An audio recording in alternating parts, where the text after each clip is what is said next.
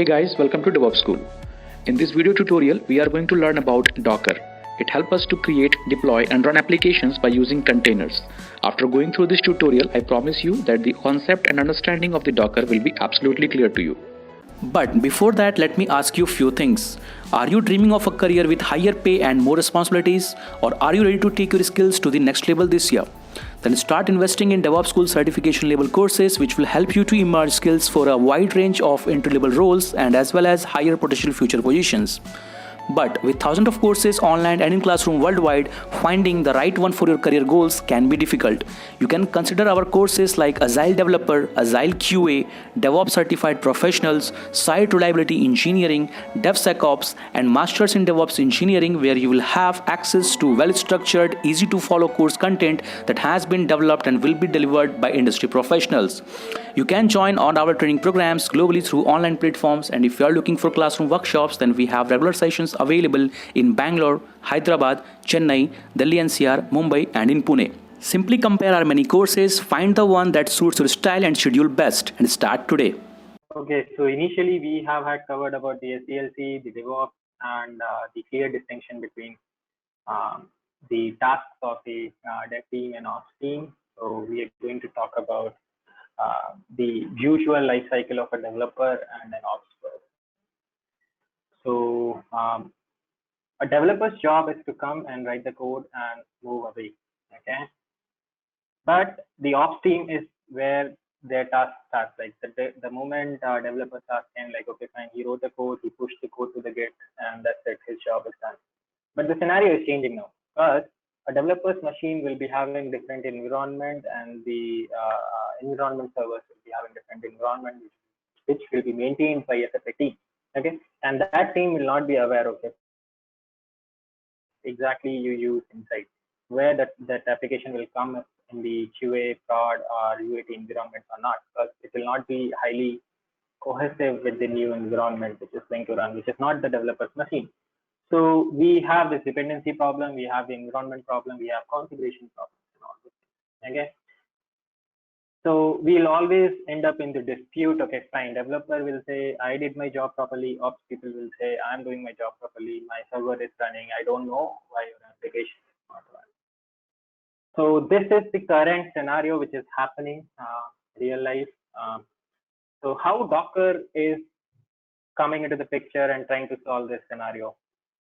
So what Docker is, in simple terms, is nothing but a packaging tool. Okay. So what we do is we package our application, we package its dependency, we package its runtime, and make an image out of it, and then publish it to some repository which is globally accessible. I'm saying globally accessible means in your application. Okay. It may not have to be globally accessible, but to your application people. So you as a developer A, you worked on some feature. What you did is you created an image out of it.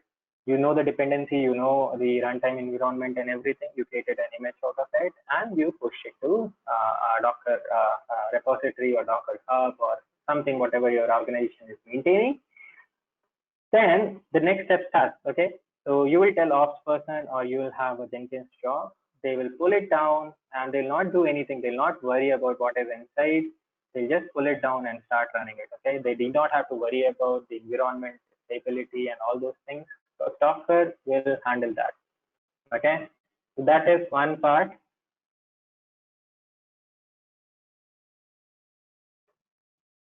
Okay.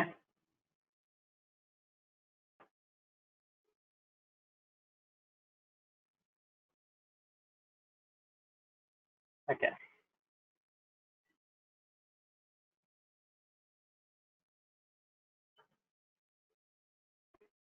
We'll come back to this. What is inheritance? What is oops in journal? I'll tell you what exactly it is. So Docker works on something called as image. We'll be seeing it tomorrow, but just for the sake of discussion, think about image as a blueprint. Okay, blueprint of your application plus its dependency plus its runtime. Okay, if you can define your application plus its dependency plus its runtime in a simple YAML file or a Docker file, then you can run it anywhere. That's the whole concept behind Docker. And once you write the image, so what Docker does is we'll just use that image to run an instance of your application. Okay, we'll see all these things in action, but just be with me. Like Docker is a packaging tool. It runs some container. Containers are instantiated from images. Images are written as part of a Docker file. Okay, so this is the life cycle. Any questions so far? I am assuming that yes, there will be, but I would like to hear some questions. If anything is not clear as of now.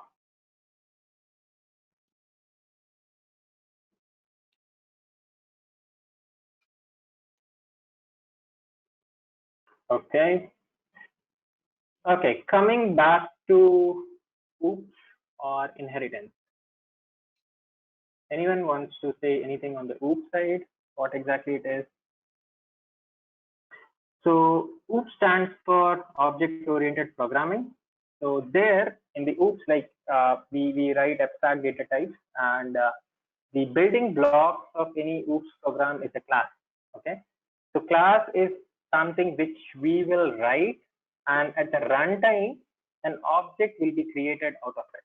Okay, so class will act as a blueprint.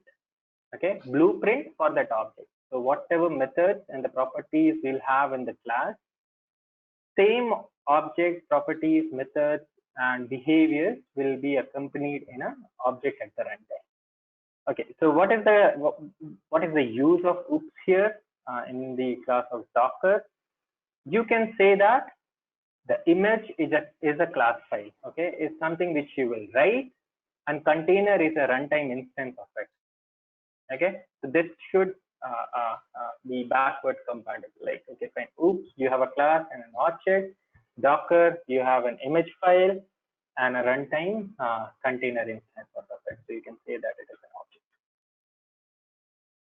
Fair enough. Anyone having any question there?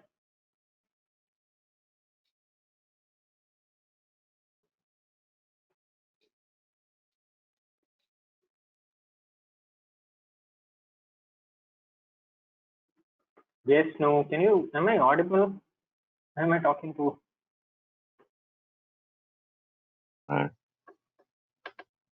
Okay, you guys can start using chat, so it will be like, okay, you are not sleeping, or otherwise I will doze off.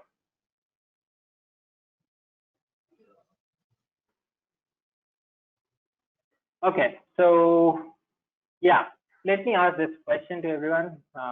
You have a Java or Python program and you want to run it. What are all the things you need? Can someone summarize it? Like, just tell me exact things what you need. You have a Java program written in a paper. What are all the things you need to run it? Runtime environment. Java package to be installed in the server. Okay, makes sense. Like a JDK package or anything. Okay. Okay. But you cannot just install the Java package, right? You might need something also underneath the Java package to install it. You need the Java you compiler. Need operating system. You need operating system as well, right? Yeah. Yes, in top of the operating system, we are going to install the Java. Correct. So the layers will be like this. You have some server, you have some operating system, you have some runtime environment, you have some compiler, and then what you will do is like you will go and write your code, and then you'll be able to compile and get the result out of it. In the Docker world, think about your runtime environment as a dependency. Okay, so you have a dependency and you have a Java program or something like that. Like you have a bare minimum server, and then you have an operating system associated. Okay, and you want to run a Java or a Python program, right? So what you will do is like you'll go back, you will get the matching dependency inside it, and then you will go install it manually, and then you will go and execute your particular code. You have to do all these things. Think about a scenario when you have multiple versions of Java. Let's say you have some Java 4 and then you have Java 8. right? And you are using certain collection features which are not available in Java 4. So you want to use for certain app, which is Java 8. So you have to handle this dependency mismatch manually. Okay. And at times, this configuration can be cumbersome. Anyone have felt this kind of situation? Dependency management, which is application specific? Okay, if not, I believe you would have had, but let's say that there is this kind of scenarios which occur in the reality. Okay, so then here comes a concept like, okay, runtime isolation. Okay, so you have a Java program which runs in Java 8, so it should be isolated.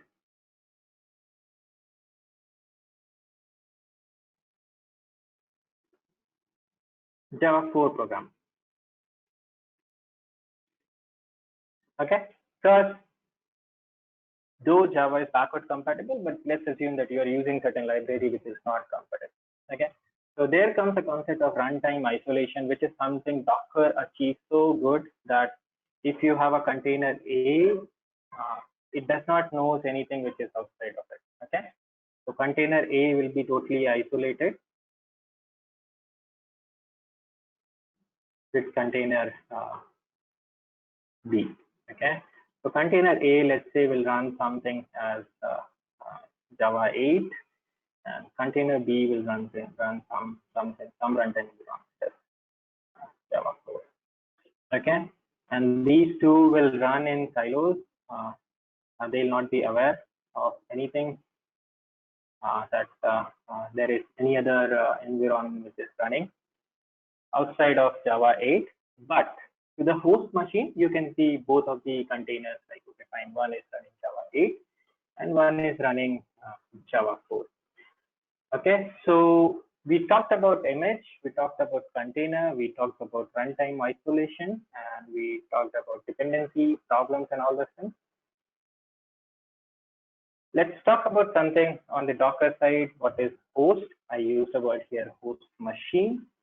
And then there is something called a Docker client and different parts of a Docker, okay, and where exactly they run. So now we are moving into Docker code. Docker, what exactly is Docker? So everything above this was theoretical. So if you have any questions here, the problems, are you able to understand what problems Docker solved?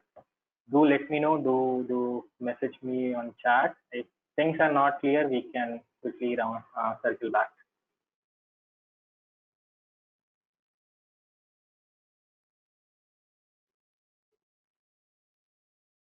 I'm not able to see any messages from anyone. So is it just me or? Gaurav,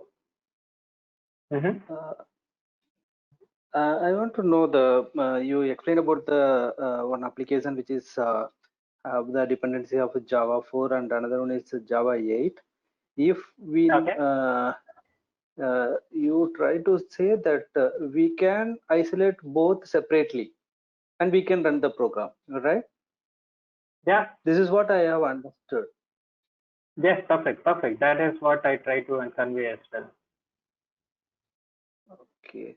Actually, if there is a I'll tell you, if there is a two program is running, which is one which need Java 8, another one is which need Java 4. So we can isolate both separately and we can run, you are trying to say. Exactly. So both need not have to be aware of that there is something else as Java 4 in the host machine, because it will not be. Okay, we'll go and see these things in action. But the point here, what I'm trying to make is dependency management. Okay. So for example, if in our machine we are installed Java 8 or Java 4 only we cannot use the features of Java 8.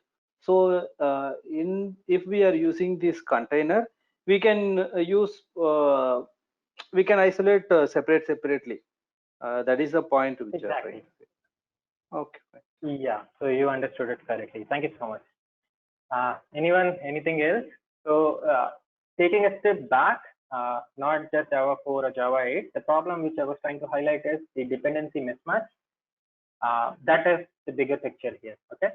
So if you have multiple applications which need multiple varieties of dependencies, you can solve it with the use of containers.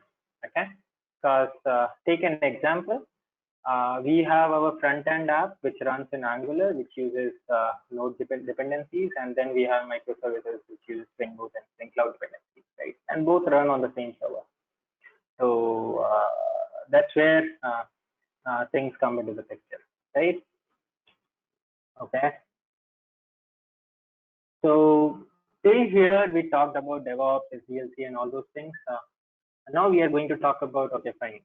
We have a problem, like we want to run multiple applications. We want to use containers or packaging around that application. So we'll be talking about packaging extensively tomorrow. That will be in session of Docker images. Today we'll be talking about Docker architecture and different parts of it, right? So I'm moving into Docker architecture. What exactly is Docker? And what are different parts of it? So Docker mainly have Docker client, Docker host, daemon, containers, and network. Okay. Hub and registry are synonymous. You can use hub or you can use. We'll see where all these components sit and try to understand a bit more on it.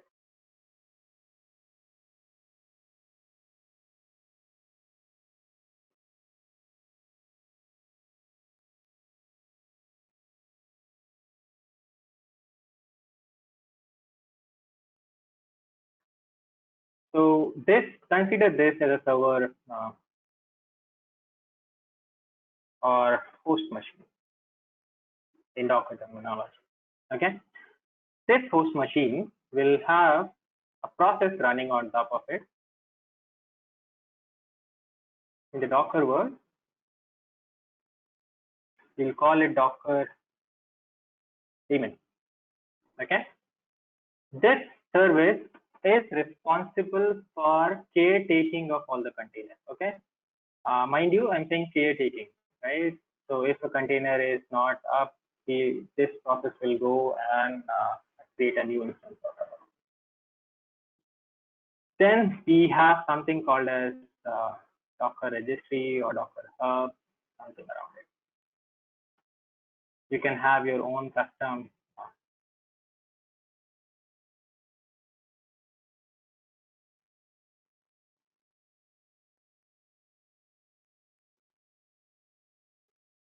okay, custom implementation also, like you can have Nexus and one Artifactory and all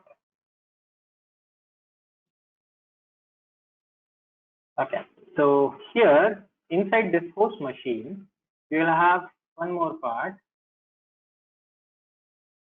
So you'll have a space to save images. Okay, so this will be local. I'll come back. What are images? Okay, we'll see them in action. Then you'll have something called as containers.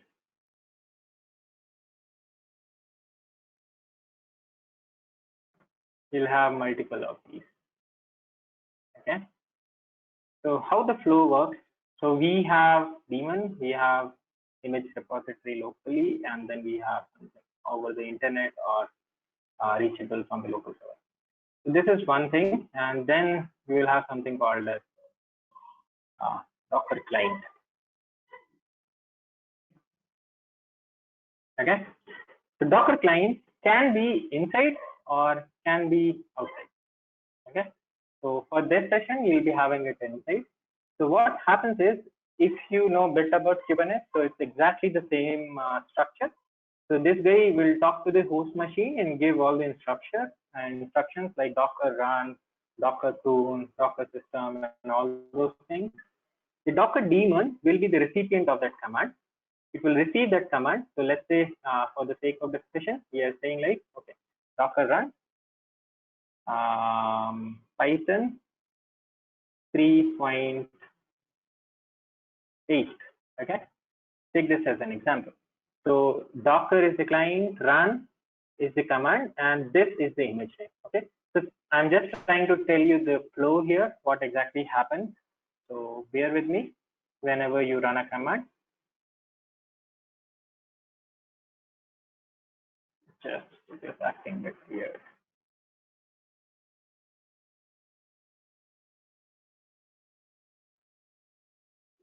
So you are firing one command here, right? So this is the step one. Okay, so daemon will receive it, fine. Step two. Now what happens is daemon will go and search in the local repository. Okay, we'll say like, hey boss, do you have the Python version 3.8? Okay, I went inside.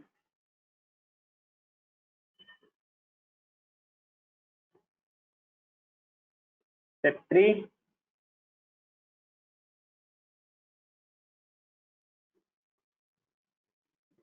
So here we are seeing that we don't have the Python 3.8 image. Python 3.8 image is somewhere here. Okay, so what happens is daemon will come and searching for this image locally. So this image is not there. So this is step three. Then daemon will go and make a pull operation. Okay, pull docker pull Python 3.8. So what pull does is it will go to the configured repository or hub and will look for this particular image with this particular version. Okay, so image nomenclature is like this. You'll have something called as image name colon tag, or you can call it version. Okay, so you can have it something like this. Okay, so what happens is you were here with me till step three. You came here and you made a step four. You moved to step four. Okay, so you did a pull. You got the repository now. Okay, so step five, what will happen?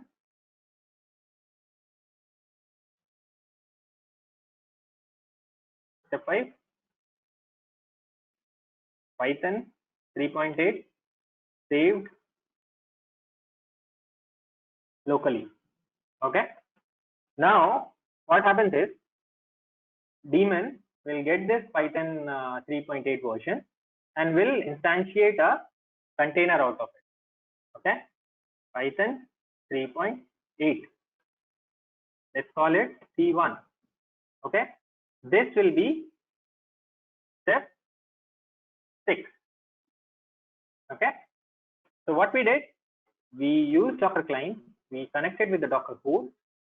We later the command was passed to Docker daemon. Docker daemon try to search that image locally. It is not there. We'll go and do a pull operation with the configured repository. That repository may or may not have. In our scenario, we assume that okay, we have the Python 3.8. Pull got successful. Image got saved in the local image repository for that host machine, and later to complete the operation, Docker daemon started the container. Okay, now this is one part. Let me ask another question.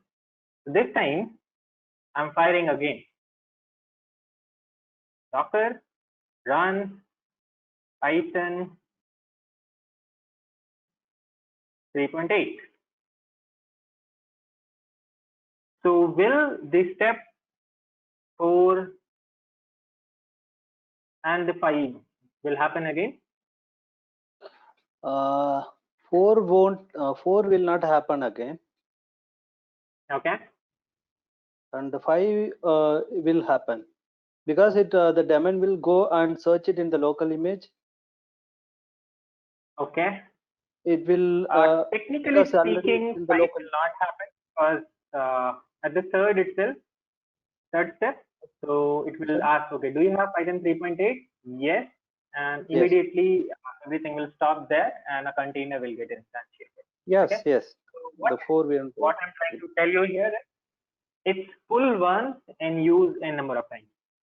Okay, you need not have to go over to the internet, or you need not have to go every time and use your go and download the image. So it's like pull one, save it, and that's it.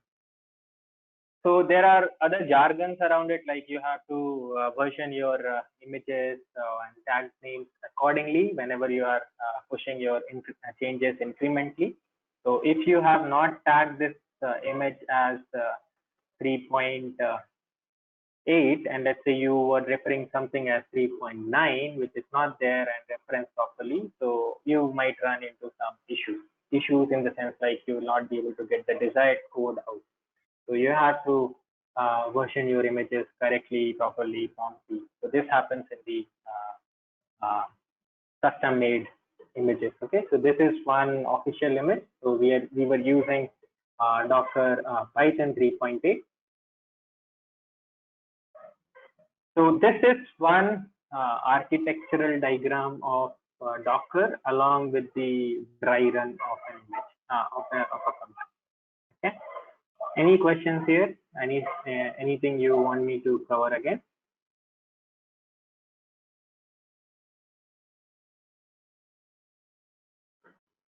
Okay, yeah. So one thing was missed here, that is networks. So networks is something which will be underlying and will be available throughout. If you have multiple hosts, so you can use overlay networks. Networks will be covering on the third session. So consider it like if you want to talk, like if you want this C1 to talk to this C2, so there is an underlying network which Docker provides and manages. So C1 and C2 can talk to each other. Okay. So this is something like underlying and it's available throughout the code. So that's why I did not show it. But if you want, I can combine all these and put it in one shot.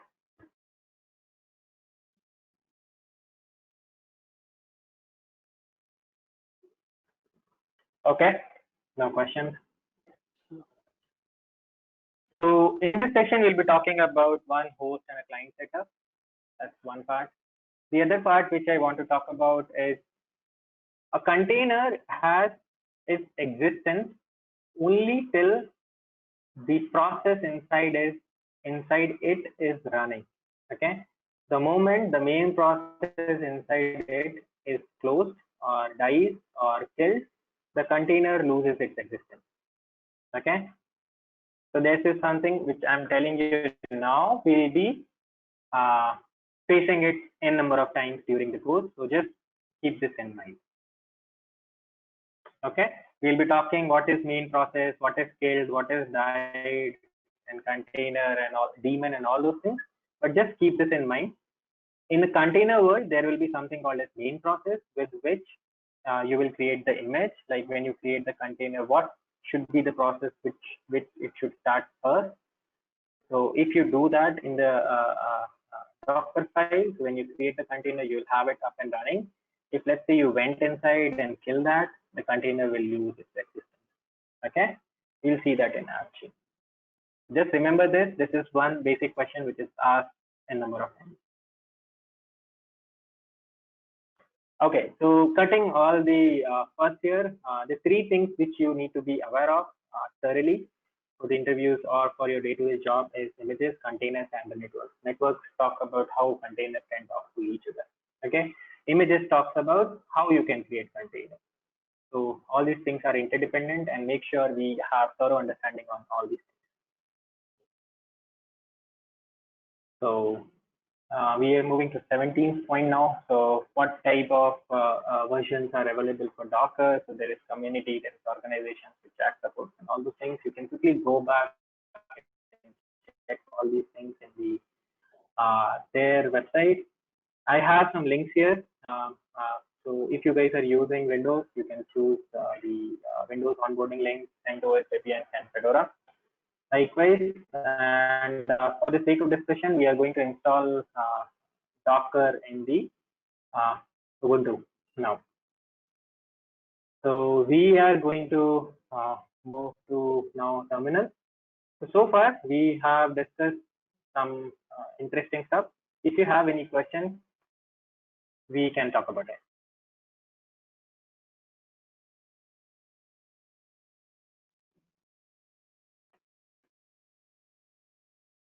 If not, I will ask a question. What will happen if there is no image here?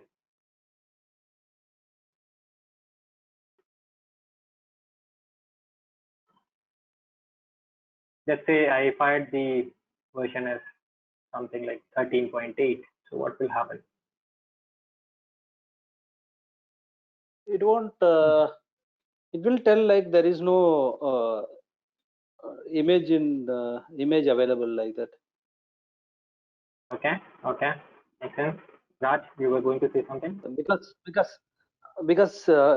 registry or the hub is the hub will have whatever the registry we have will. Yeah, I understand. Should have all the. Yeah, I understand. I was asking Raj Shekhar as well. Yeah, if it was the first time we are doing the poll, it would have said the image doesn't exist. If it was already cloned or we have pulled it, then we couldn't complain. Okay. So you understood the flow, right? How whenever you fire a run command, so what exactly happens in the background, right? Okay, makes sense. Okay, so I'll move forward, assuming there is no question. Thank you.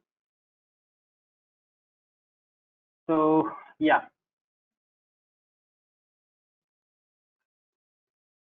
Sir, one more question.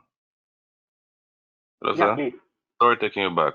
If you try to do the poll of the Python and it doesn't have it in the registry, and you really do want to get that, where do you get it from? Do you like create it? I don't know. How do you get it? If you can't get it from the registry, where do you think you can get it from? Okay. I guess I did not understand the question correctly, but let me answer the part which I understood. Point is, let's say we know that only 3.8 version is available, or let's say I'm not aware, but I know that Python 3.8 is highly available and used. Okay, so I wanted a Python particular version, but let's say by typo or something I mentioned like 13, the version which is nowhere existing. Okay, so what happens is, like, I'm talking about production grade, a particular company setup. Okay, I'm not talking about my Docker setup locally, which we are going to play around with. So here we were talking about Docker Hub, right? So Docker will not be using Docker Hub or anything which is publicly available. Okay, so we'll be using something custom repository. Okay, so when I say custom repository, some place which we are maintaining in our own data center as a company, or we are not exposing it to outside world. Okay, let's say it is available on the AWS, but it is not. It is in the private subnet. Okay, which is not available to us. Okay. So let's say I'm sitting there and fired this query. Okay, or command. So what happens is it will go and hit that particular repository, and we'll say like, okay, fine, there is no existence of it, as other folks said, right? There is no existence, so you'll not be able to run the container. Okay, you'll see this in action, because I know 13.8 is not available in the Docker Hub also. So you'll see how this plays out. Okay. Okay. Yeah. So your question was, you are trying to run something which is actually not there. So at the end of the day, it will not run. Okay, so we are inside our server, which we have newly created. Let's play around with it.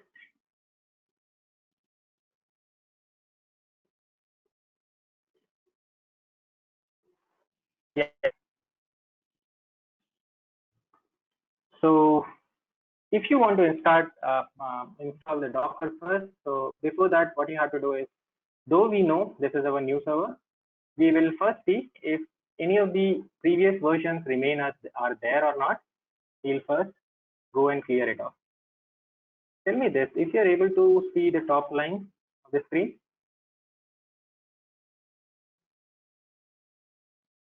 Sorry, couldn't understand. At the first line of the terminal, I believe it will not be visible, right? Or it was visible. I move downwards. Okay. Previous sessions, people said that this particular line, the top one, right, was not visible. We didn't face this problem. Okay, perfect. Thank you so much, Devaraja. Yeah, so what I'm doing is I try to delete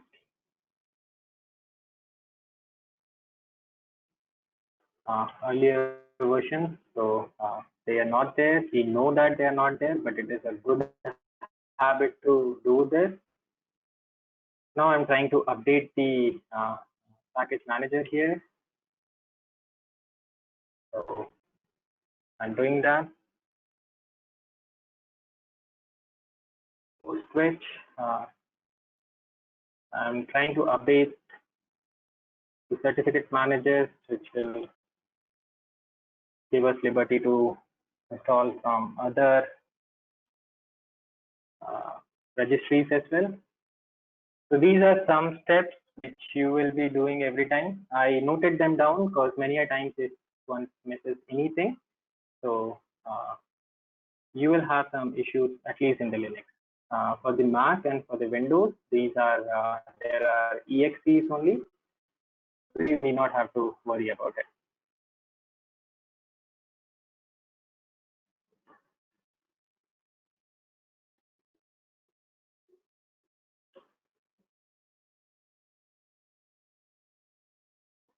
So here we are updating the Docker registry, so with which what will happen whenever we'll do apt-get update. So we will get the latest software from there as well, or packages from there as well in simple terms. Okay, so when I'll do update, so this time it will hit the other versions as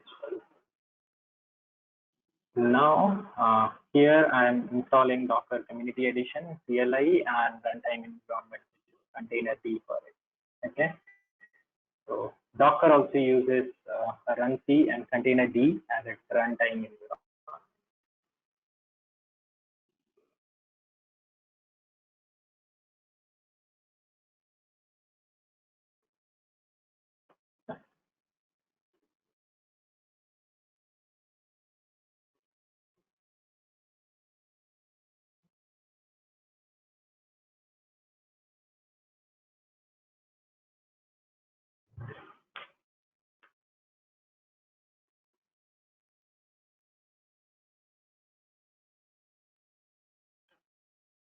Okay, so I ran a command docker info. So what it tells is whether if you are able to get the response from it, means Docker client and servers are connected, and you will be able to run Docker as you're supposed to. Okay, so this is just a health check command.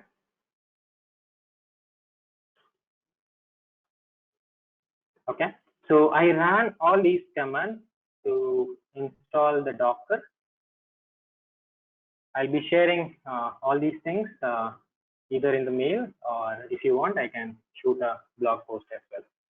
But it will already be available on the DevOps School/blog website, so you can quickly sneak around there. Okay, so this is one thing. Let's see the Docker push, pull, and repository and all these things in action. Okay, so there is something called as Docker Hello World program. So what I'm doing is I'm asking Docker to run Hello World. Okay, so Hello World would be the image name here. Okay, we'll be talking about syntax for this command, but let's see what output you are getting. So you are able to see hello from Docker. This message shows that your installation appears to be working correctly. To generate this message, Docker took the following steps. Docker client connected to the Docker daemon. Docker daemon pulled the image from the Docker hub. Docker daemon created the new container from that image, which runs the executable that produces the output you are currently reading. Docker daemon stream that output to the Docker client, which sends it to your terminal. Okay, so this is something similar what we have had talked about earlier, right? Now, sorry, read here. Hello, Gaurav. Here we didn't specify this one, Devraj one. just one Sorry? second. Let me complete this. Okay. Let me complete this one. So here,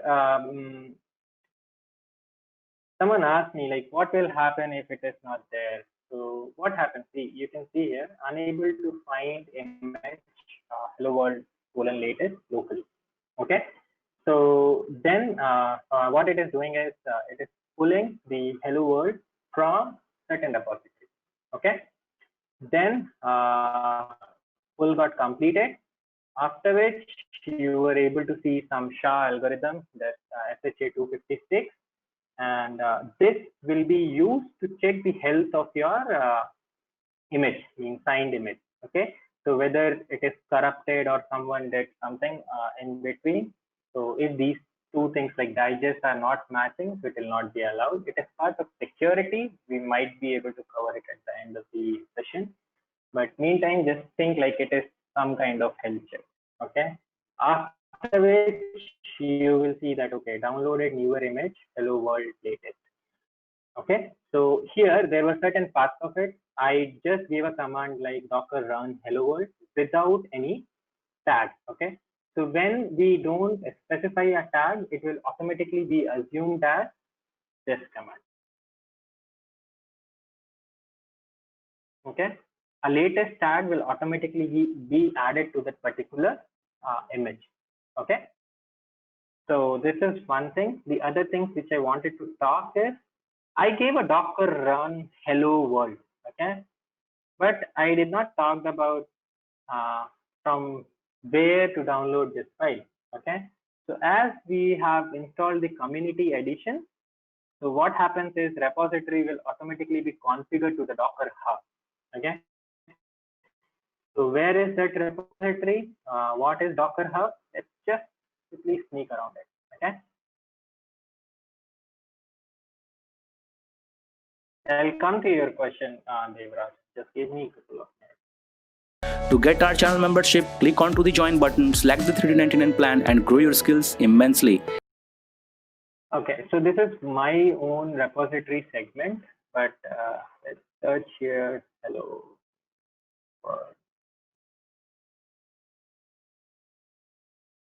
Okay, so this is Docker Hub, which is officially holds image whatever you try to pull.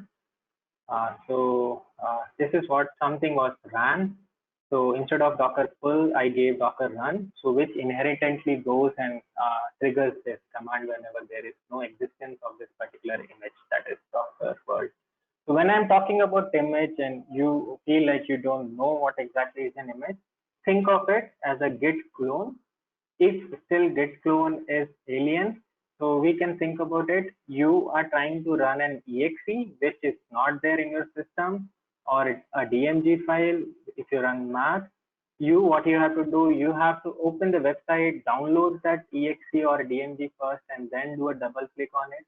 Consider this as a downloading step for that exe or DMG or binary or anything. Yeah.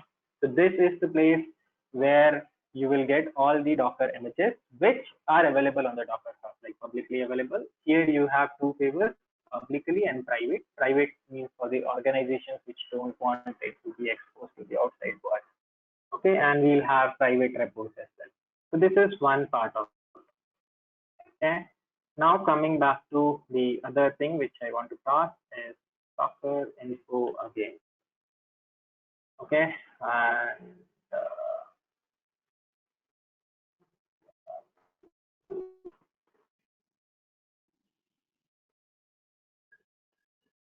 so here you can see that registry URL is configured. Okay.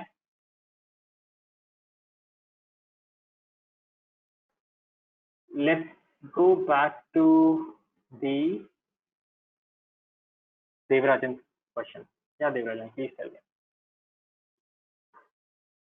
So we didn't give any registry details here, right? No, then how that is what I tried to tell. That is what I tried to tell you, that whenever you install the community edition, by default it will hit the Docker Hub. Understood. Fine. Yeah. So it's a good question. First of all, thanks for asking it. You have a keen eye So I believe I answered it. Fine. If we need to change the, still we are using the community version. Yeah. If we would like to change the registry, we can change it.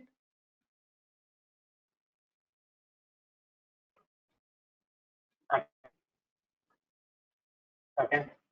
Definitely we can change it. That's how Docker gets the flexibility. You will have in-house hosted registry, which you can configure. You can have your own authentication there, and then you can work around with it. Okay. So it will not be always hitting the Docker hub. So till here, we understood the intricacies of the Docker containers, and more importantly, like how Docker is installed and what Docker is, what Docker does when you run a simple container like Hello World. I believe it will be fast, or it will be bit vague currently, but let's spend some more time. You will be able to get the grasp of it. I'm definitely sure. Okay, so the best way to learn Docker is to play around with it. Okay, so what we'll be doing now is we'll be trying to understand certain Docker commands and their syntaxes, what they do. We'll run some commands and get some understanding around. Okay, so first command which is used by everyone is Docker run. So let me tell you the syntax out of it. So Docker run comes in multiple flavors because it has many switches. We'll see it in the help command, but we'll start with something as simple as Docker run, image name, and tag. Okay. So why not just use the commands which we were talking in the dry run? So 3.8. Okay. So I'm running. I'm asking Docker to run a container of Python version 3.8.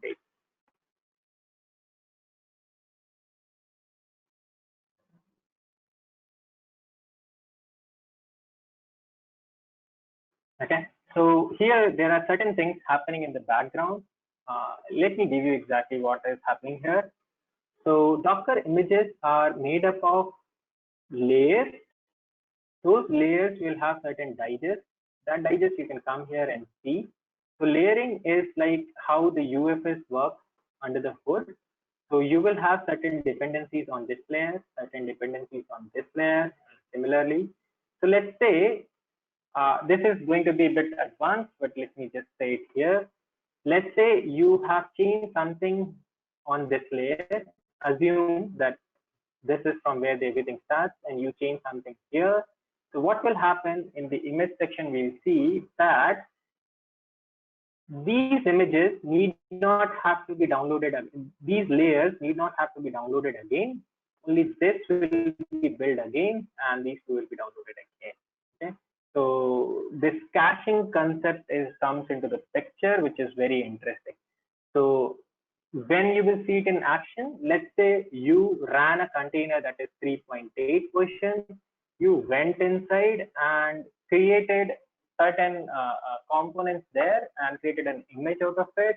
So when you create the image, right, you already have everything here, that is Python 3.8, and only one more layer will get added on top of it, which will have your own code. Okay, so this is something very interesting. Just be aware, Python Docker images are made up of layers. Those layers have their own individual existence. These layering concepts come handy during the caching. Okay, so you do not have to download the same. If like two images are there, let's say Python 3.8 and Python 3.7 or something, which share these three layers, then what will happen? It will not download that layer. Okay. If it is not like you're not able to catch it, we'll see it tomorrow. But this is a bit important.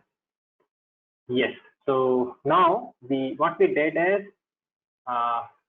we ran a container of Python 3.8. So how we can see what we did? So you can run docker ps. Okay, so here nothing is there, means no running container. So what happened? So we can see, okay, is it actually not there or something happened in the background? Okay, so I gave -a switch, that is all. So we can see here that something happened in the background. Image, that is this, created a container with the ID this. Let me check. Yes. Do tell me if it is not visible. I try to bring it in one line. Okay. So this container ID was created from this image. A command was run, that is Python 3, and it got created 2 minutes back, and it got exited as well. No ports are running, and its name was the t_e. Okay, so this name is totally random. We don't give it. If you don't pass it, so Docker will give it randomly. Okay. So our command did work, but something else happened and it got closed off. Okay, so we'll see that what exactly happened under the hood. Okay, so this time we are going to run another command.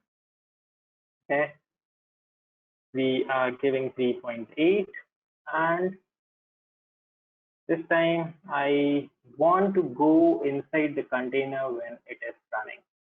Okay. So -it switch talks about interactive. I stands for interactive. T stands for some REPL portal, REPL like this thing, whatever. I am not able to recollect the name correctly. TTYL.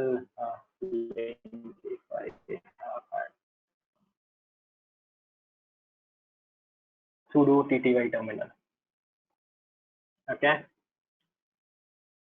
Okay, so now you can see that we are inside that container. Okay, so this prompt is for the Python, and we are inside the Python container. And what we can do is we can run printf.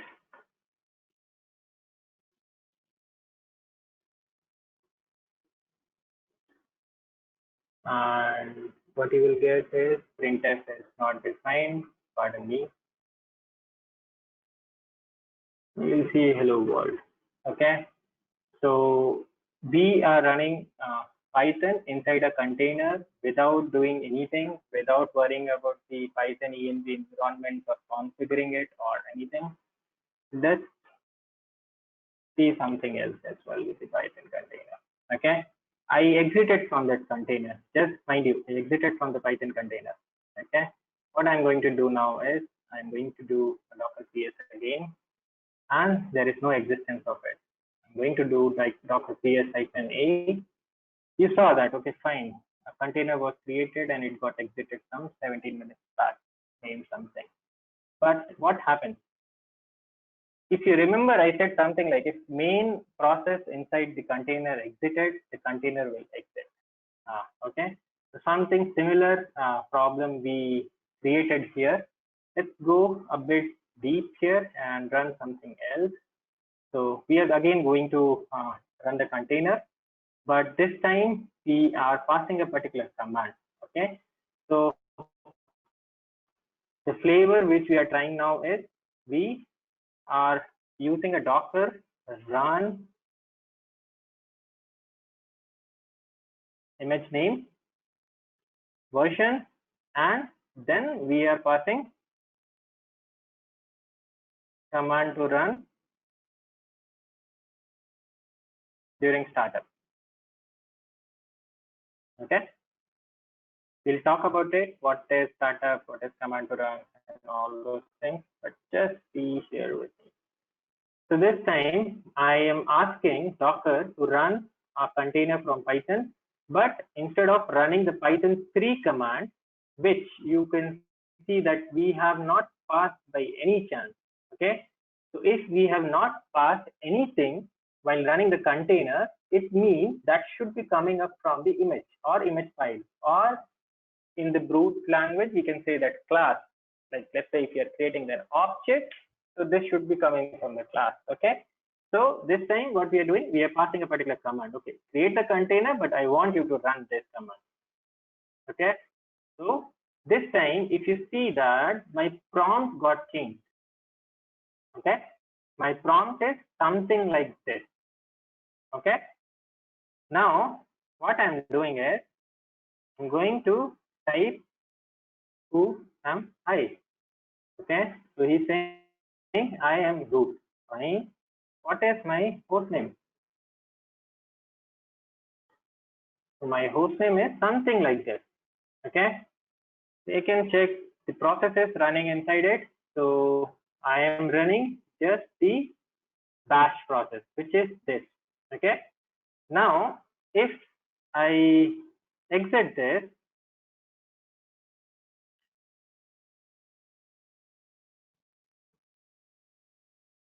okay, and I do docker ps, okay, so you have something called as bash still running. A container is still running. Okay. What I did this time, I passed a save exit sequence in container. Okay. Remember, I talked about one thing, that is if the main process dies, container dies. Okay. So there is something called as escape sequence for containers. It's like safe exit. Okay. It's like control plus P plus Q. Okay. If I press these three commands, the base process will not be exited. Okay. Now coming up here. So I showed you about the host name and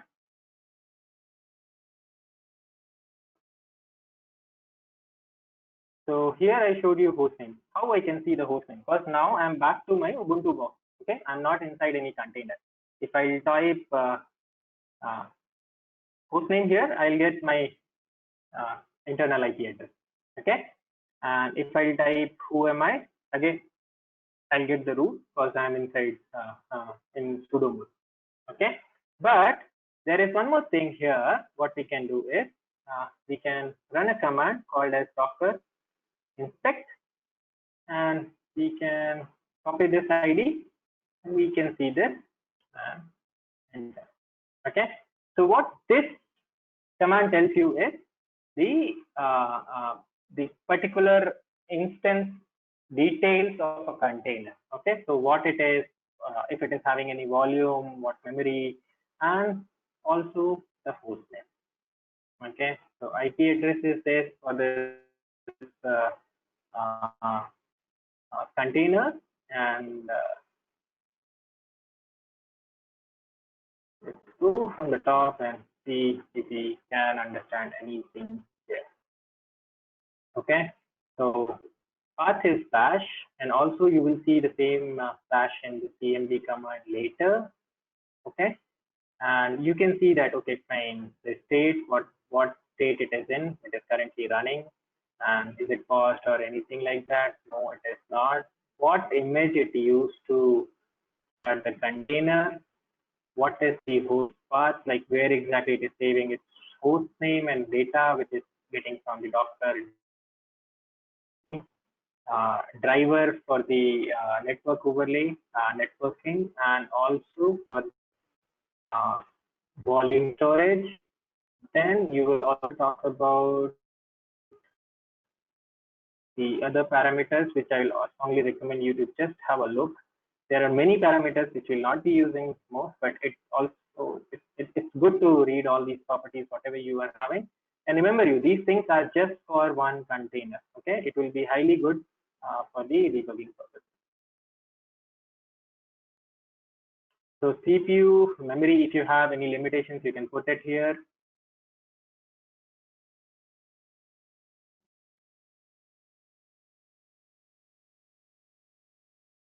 You can check for the path, whatever it is assigned. So these are internal paths which Docker uses to pass on certain configurations for it and allow Linux kernel to access the container, or rather actually allows container to run. So you can check these things. And in the config, you can see something else, hostname. Okay, so hostname is always the same as the container ID. So you can check it. But this is hostname. You can also give something as domain name, which will be as a advanced version, or depending upon the use case, you can also check that. So here there is something interesting called as environmental variables. So whenever you want to pass certain data inside the container, as like let's say in MySQL case, you will be passing password to it, right? So you can use this variable and pass that information inside the container. Okay, we will be seeing that in the demo sessions upcoming. Okay, so the image name, what it uses Python 3.8. Then we'll have something called as networking setup, and then that's pretty much it. So this is too much information. I agree. If you're not able to understand most of it, I also agree that. But it's good to do Docker inspect if you are having any issues anywhere. Mostly you will find issues in networking, volume, or config. Okay, because other things are promptly handled by the Docker side. Unless and until you have something custom of your own, you will not face problems there. Okay, so this was too much. Anyone, any questions anywhere as of now?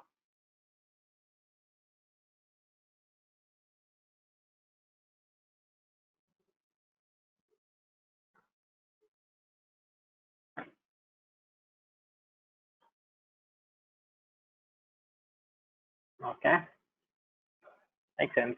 So I'm running history here, and so far I have had run these many commands. At the end, what we'll do, we'll share these commands with you guys so that you can also practice a lot. So far we are trying to run containers and directly going inside. So there is one more flavor of run command. So what happens is we can run the container in the background, called it as detached mode. Okay. So when I say detached means it will be, we'll just fire the container that we want to create a container, and it will be running in the background. Whenever you create a container, you can also name it. So I want to name this one as my Python. I don't want Docker to give it some random name, and I want the same container 3.8. Okay, and let's say I want to run bash there. Response invalid character, my Python 8. Okay, so you saw some hash got printed here, and let's see what we have here. So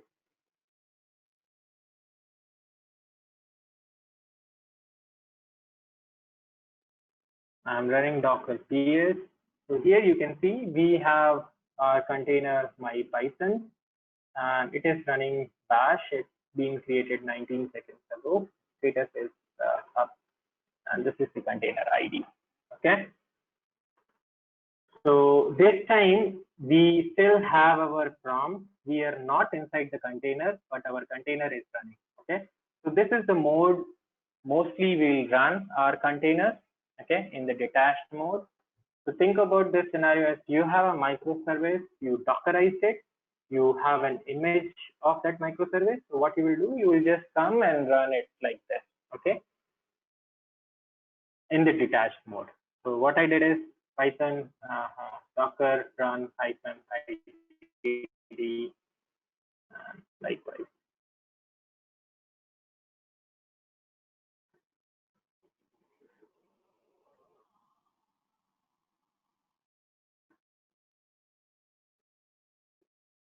So this was the command which I used.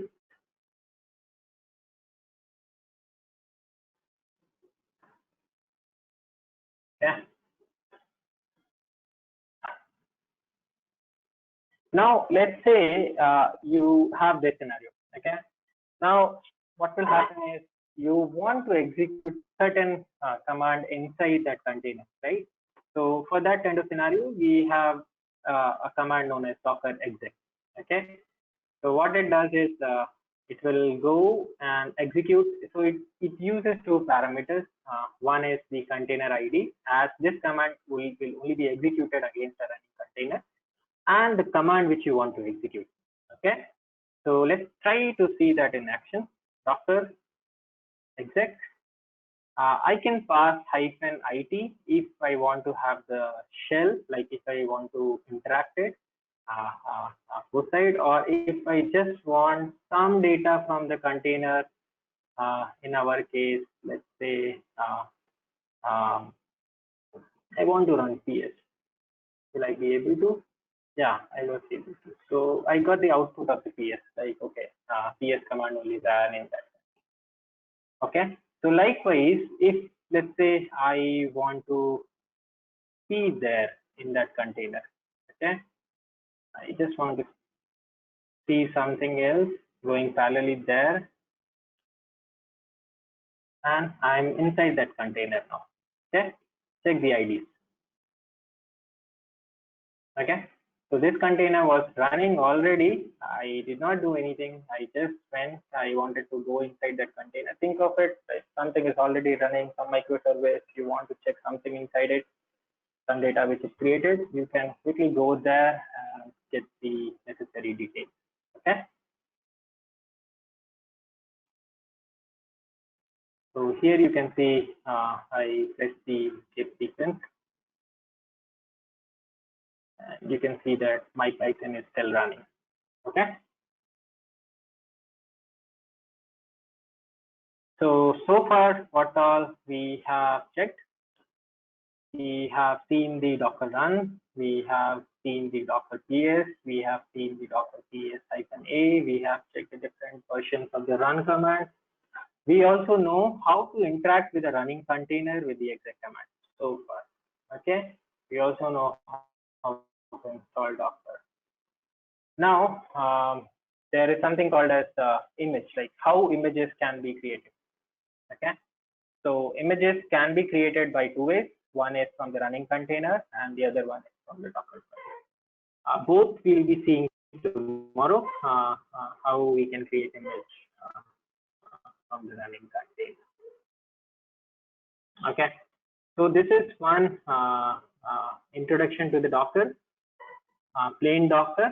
Now we're moving to be managing data inside the Docker, like with the bind mount and the volume. So before this, I want to ask if there is any question anywhere from anyone. Rashikar, Devarajan, hello.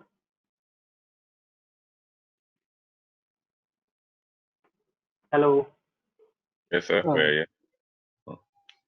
Yeah, please be interactive because I don't trust my internet connection. So just please be vocal or active on chat. It's a humble request.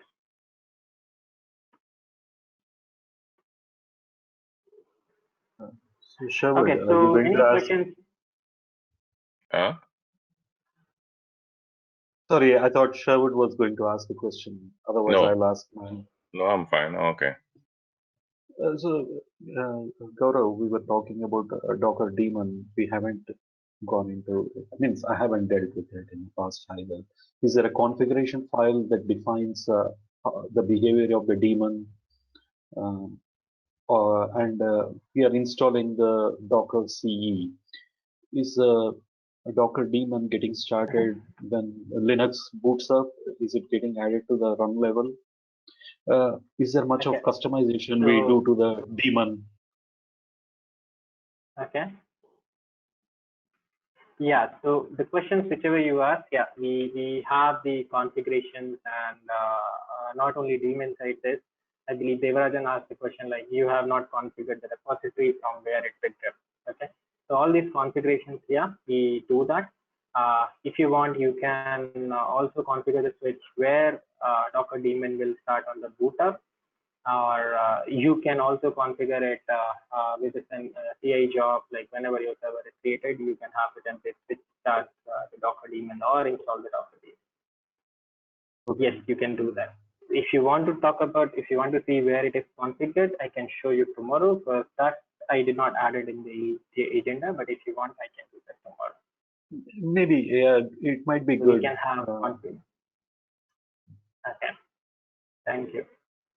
Sure.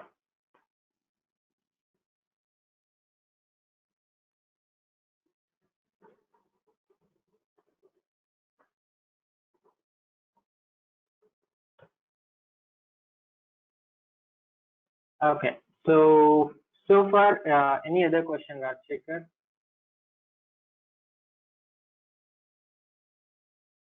No, not much. So we'll be talking about managing.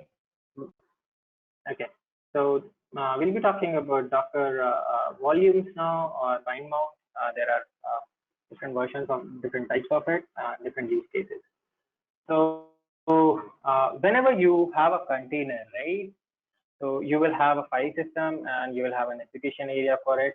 But what if you want to pass on some data to the Docker container? Okay.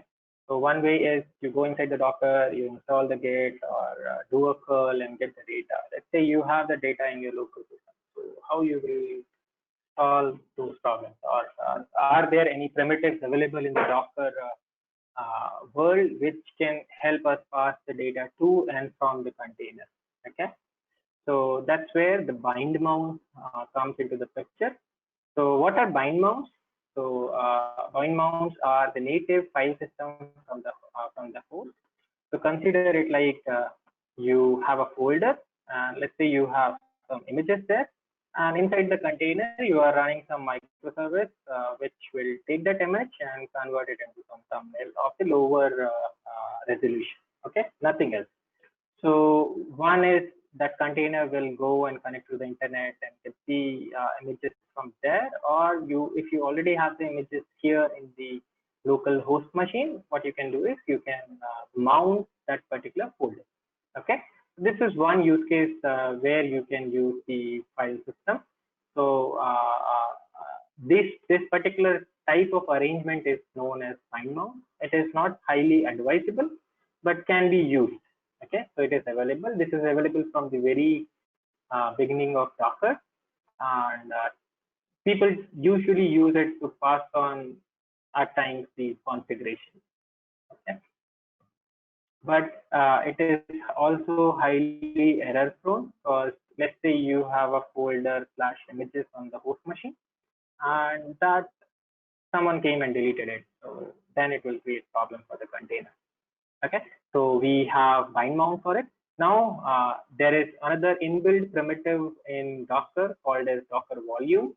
So Docker volume is a Docker managed area inside the host machine file system, but it can be it is managed by the Docker in the Docker workspace or under the Docker umbrella, which is not managed by the native file system, but it is running on top of the file system, so which you can mount it to other containers. That is one thing. And then we have TMP-FS mount, which is used as a memory. We'll be talking about TMP-FS in the later section, possibly tomorrow. So for today, we'll be talking about bind mounts and volumes. So is bind mount use case clear? You'll be mounting the local file system particular folder, and volume, you'll be creating a volume from the Docker workspace, and you'll be mounting it into the container. Okay. So we'll be checking both.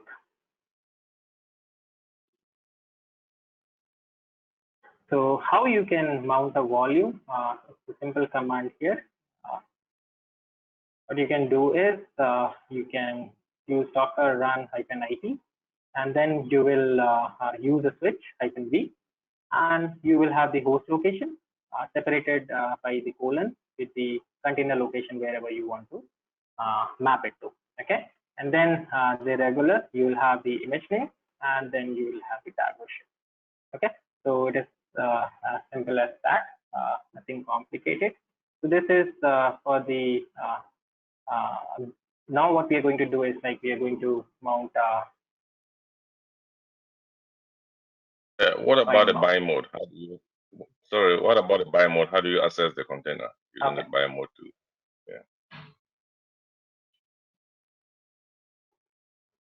We'll be What's the checking it command? now. Okay. Yeah. So I just created some dummy repository and added a file inside it. Okay.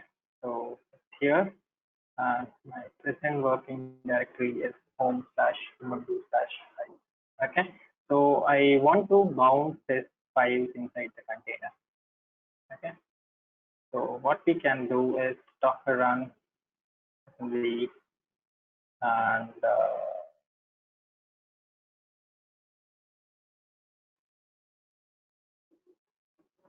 at the same grounds, what we'll do is we will also see something called as volume. We'll do a help on top of it. So what are all the things available for the volume? You can check docker volume and type the help command. You can see the commands which you can pass. On the same ground, whenever you face any issues with the run, you can pass the docker run help and you will get all the list of the commands and the switches which you can pass with. Okay, so this is very interesting. Just do keep it handy if you're having any issues. So periods, quotas, and free timeout and all those things you can do. So this comes as part of the putting the restriction on any container whenever you are starting.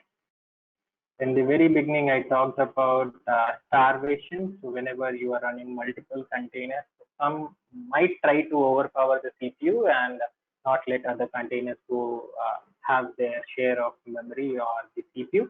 So you, while starting the container, you can put a limit there.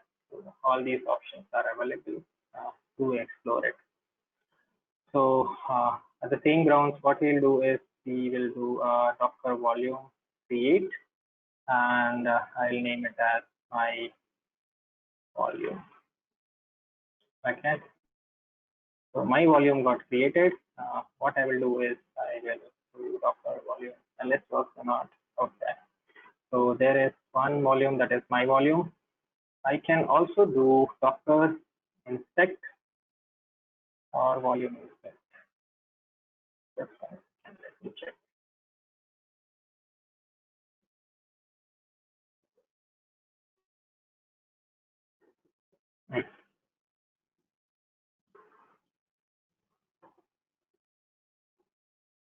Okay, let's inspect docker volume inspect, and my volume name is my volume. Okay, so you can see that the different parameters and where exactly it is created. Okay, so inside the lib docker data, inside the volume, you are creating my volume. We cannot go and read this for the security purpose. At least I'm not sure. I'm sure that we cannot do that in Mac. Linux, you can go ahead and try.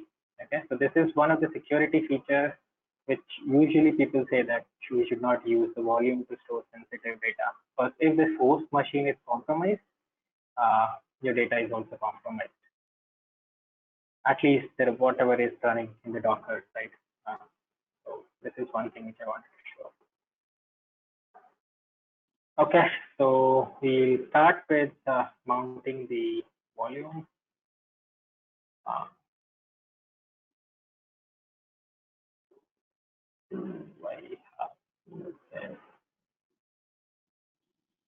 Let me try the mount. One second, I internet is slow.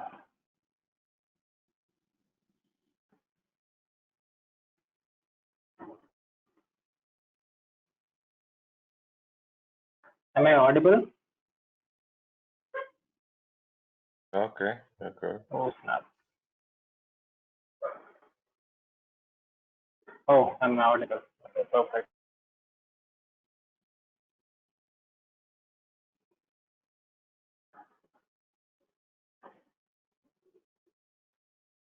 Ubuntu slash file or file or file.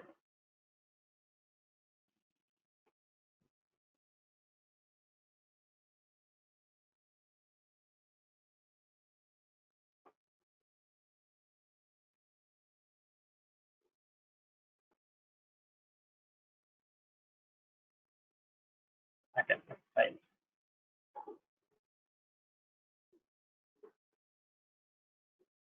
And we want to mount it to images.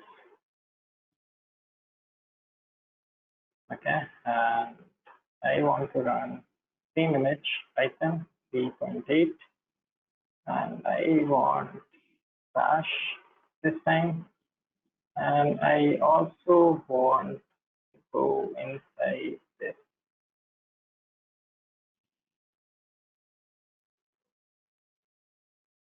Python ITT. Let's see if this command works.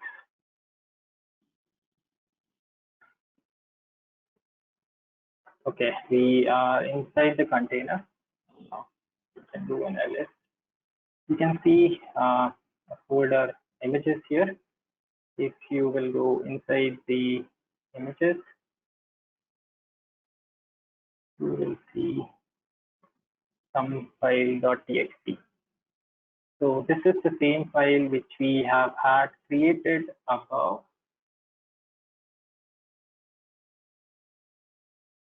At this file location. Okay. Here we have created touch inside the files folder, and what we did is while running it, we mounted the host folder inside the container.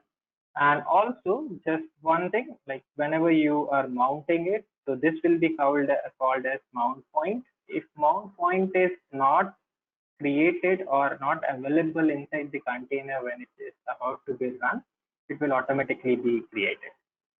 Okay, so if I go and let's say I do something I'm inside images now, right? So echo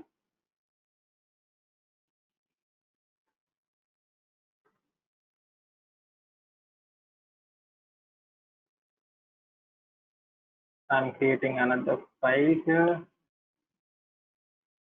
and what I do now, so I have second file.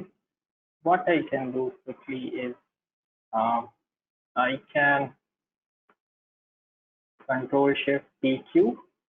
I am outside of the container now, and I can do ls. I can go to files and do an ls here. So you can see that whatever operation we did inside the container, same is reflected to the file system as well. Okay, so this is bidirectional. If I go and delete something here, same will be reflected as well inside the container. So this is for the bind mount. Again, like it is not the best way to do that, but it is highly hard. So just be aware of it.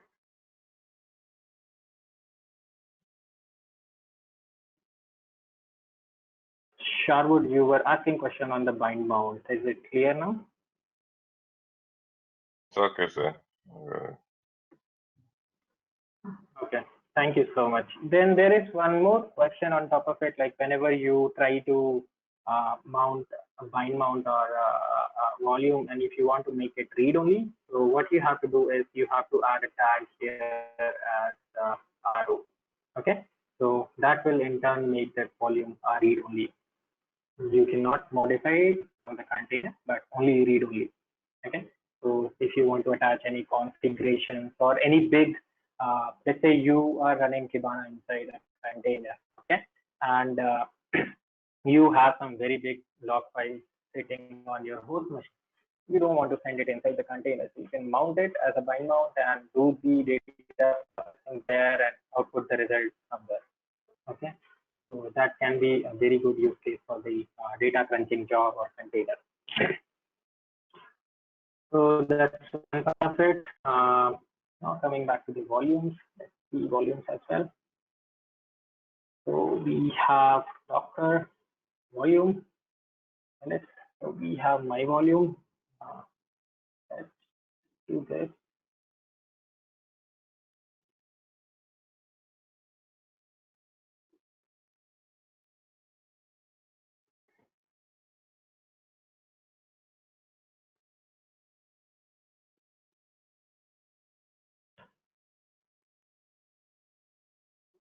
So we are again inside this, and what we can do now is let's do something here. So I'm doing ls.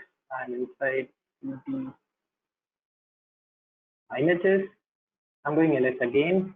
So this time you will see we don't have anything inside the images.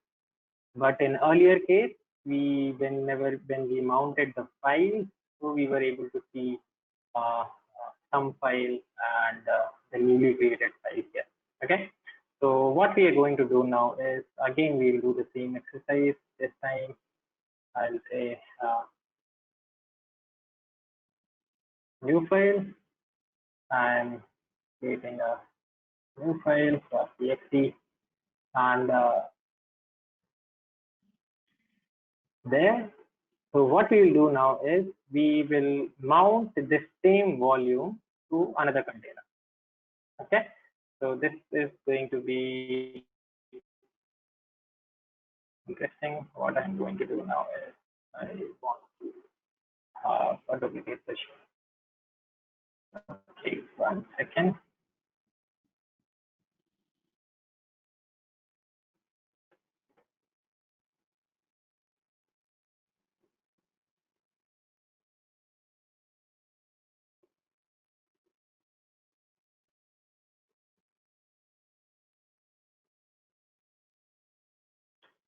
Oh, it will not work.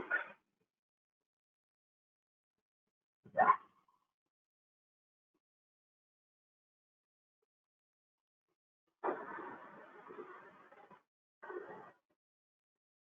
Oh, okay. I was already there at that position.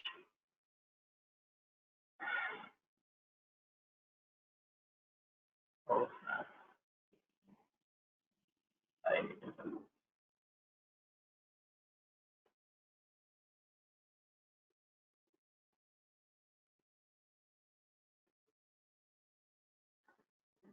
Okay, so I am doing Docker PS. You can see that we have this current container up from past 2 minutes. We are going on the same command, but we'll try to mount this volume different container. Okay, so this was part of our activity which we were supposed to do. So here I am giving a name as volume, just to give it some different volume share. We can easily identify it that it is our container. Okay, so we are doing a PS, Docker PS. Okay, I'm sorry, I moved inside the container, and we can do an ls here. Inside the container, ls, we have the new file here.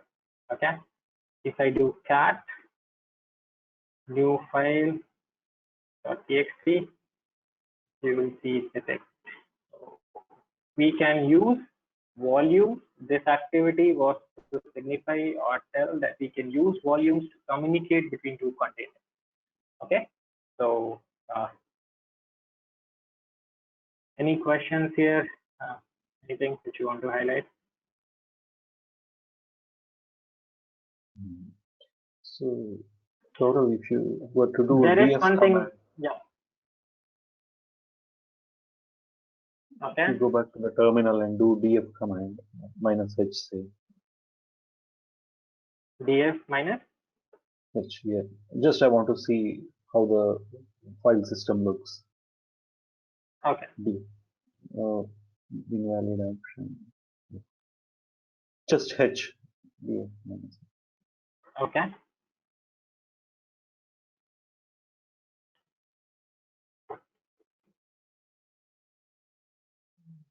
So it's not showing up. So Okay, at the it's end, reading like the- what is happening? Yeah. So this is our host machine only, XVDA. Okay. This is what is coming from that. What exactly happens is, let me give you something there. So you'll have host machine.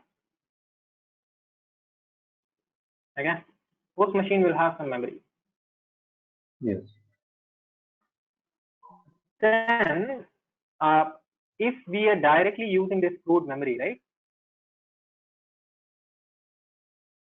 That is called as bind mount. So when we are saying memory, it is a hard disk, right? Yes. So then we don't want to use this code directly, right? So this same memory, right? So the next step, how it will start is we'll create a volume. So what exactly does the create a volume here? So what exactly it does is it will reserve a space in this memory. Okay. The host memory. Okay. And that will be managed and handled by the Docker container. Okay. So it will keep expanding if the requirements go up. Yes, that is what we say, that it is good to have Docker managed volume. Okay, it's a good question. Thanks for asking, Kashika.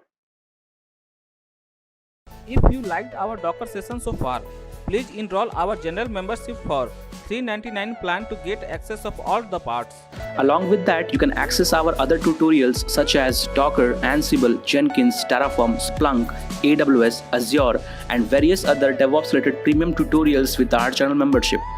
If you would have any issues with our channel membership, you can drop an email to us at contact@devopsschool.com, or you can also unsubscribe from channel membership anytime if you don't want to continue or did not like the video. To get our channel membership, click onto the join button, select the $399 plan and grow your skills immensely. Please be kind enough to like it, and you can comment any of your doubts and queries. We will reply to them at the earliest. Thanks for watching.